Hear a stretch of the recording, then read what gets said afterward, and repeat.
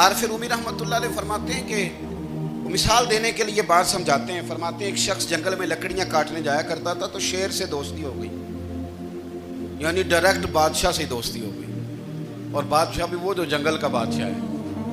جنگل کے بادشاہ سے دوستی ہو گئی. اب وہ لکڑہارا غریب آدمی تھا, لکڑیاں تو کاٹنی ہوتی تھی. تو وہ جنگل کا بادشاہ اعلان کر دیتا جانوروں کو کہ میرا دوست آیا, ایک تو کوئی تنگ نہ کرے, اور دوسرا یہ کہ سب لوگ مل کے اس کے ساتھ تعاون کریں. کبھی کوئی جانور لکڑیاں اکٹھی کراتا, کبھی کوئی اپنی پشت پہ گدھا, بیل, گھوڑا, خچر رکھ کے وہ لکڑیاں باہر چھوڑنے آتا. تو اب اس کی بڑی دھوم مچ گئی جنگل کے اندر. لکڑہارا مزدور تھا, وہ بادشاہ سے دوستی کر کے بادشاہ ہی بن گیا. وہ گھر آ کے نا بیوی کو اکثر بتاتا کہ میرا ایک دوست ہے, میں جاتا ہوں تو ساری پہلے ہی مخلوق کھڑی ہوتی ہے میرے استقبال کے لیے. دوستی جو بڑے سے ہو گئی ہے. بنا ہے شاہ کا مصاحب تو پھرے ہے اتراتا, وگرنہ شہر میں غالب کی آبرو کیا ہے. ہمیں تو پوچھتا ہی کوئی نہیں, یہ تو بنا ہے شاہ کا مصاحب تو پھرے ہے اتراتا, وگرنہ شہر میں غالب کی آبرو کیا ہے.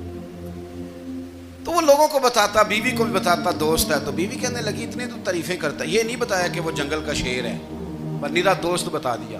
بیوی کہنے لگ گئی کہ تو اتنا جو اس کا ذکر کرتا ہے تو کسی دن بلا کسی دن تاکہ اس کی دعوت کریں.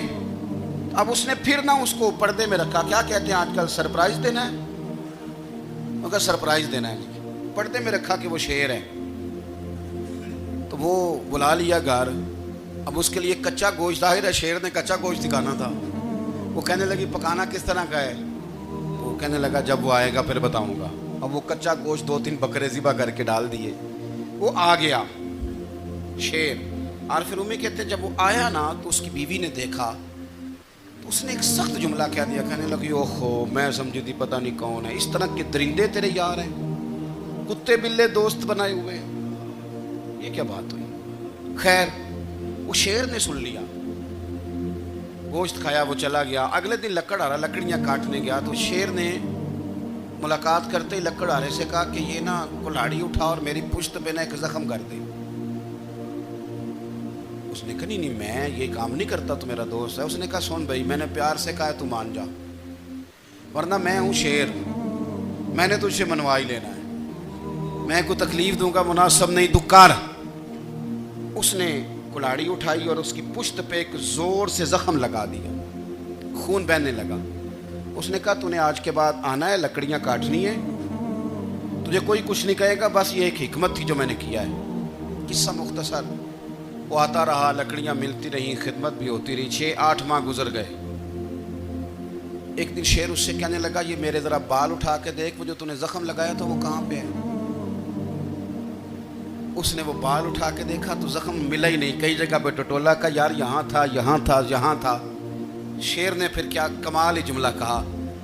اس نے کہا کہ وہ جو کلاڑی کا زخم تو نے لگایا تھا نا وہ مکمل ہو گیا, لیکن تیری بیوی کا جو لہجہ تھا اور اس کی جو تلخی تھی وہ آج تک میرے ذہن میں موجود ہے, وہ ابھی بھی مجھے تکلیف دیتی ہے. وہ بات سوچتا ہوں مجھے اس نے درندہ کہا, اس نے میرے بارے میں اتنے کچے اور کمزور اور سخت جملے کہے, تو وہ بات مجھے بھولتی, وہ آج بھی میرے ذہن میں اسی طرح گونجتی ہے. تلخ جملے جو اس نے کہے اور خوفناک جو انداز اس نے اختیار کیا, وہ بات مجھے کبھی بھی بھولتی. تو آپ کے لفظ لوگوں کو بھول جاتے ہیں, پر لہجہ یاد رہتا ہے اگر ہم اپنے لہجے پر تھوڑی توجہ ہی کر لیں. کچھ لوگ کہتے ہیں جی میرا جی روٹین ہی یہ ہے بات کرنے کی, تو یہ یاد رکھنا کسی وقت ایسا بھی ہوتا ہے کہ شیر کو سوا شیر مل جاتا ہے.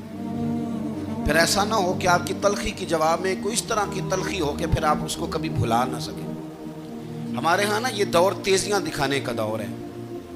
کچھ لوگ ضرورت سے زیادہ تیزی دکھانے کی کوشش کرتے ہیں.